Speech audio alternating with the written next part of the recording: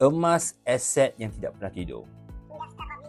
Saya pernah berjumpa dengan seorang pakcik, umur dia lebih kurang 60-an. Dia pernah cerita dengan saya sepanjang hidup dia pernah rugi dalam saham, dia pernah rugi dalam bisnes, malah pernah hilang duit simpanan di dalam bank.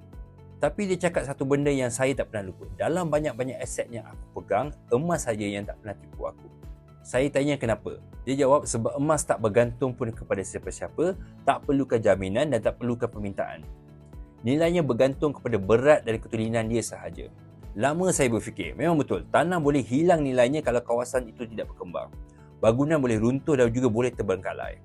Saham boleh jatuh sampai kosong kalau syarikat gulung tikar. Tapi emas, sejarah ribuan tahun buktikan nilainya tidak pernah menjadi kosong. Itu sebabnya pakar kewangan seluruh dunia menasihatkan simpanlah sekurang-kurang 10% daripada kekayaan kita ke dalam bentuk emas. Dan nak mula tak perlukan modal yang besar. Satu keping 1 gram pun sudah cukup. Lebih kurang RM600 waktu sekarang. Itu pun sudah cukup untuk membina pelindungan kekayaan yang sebenar. Tapi ingat, emas fizikal bukannya emas digital. Untuk memulakan simpanan emas bersama 4 Boleh Gold, anda boleh hubungi saya dan jangan lupa share, follow dan juga like untuk info lain tentang emas.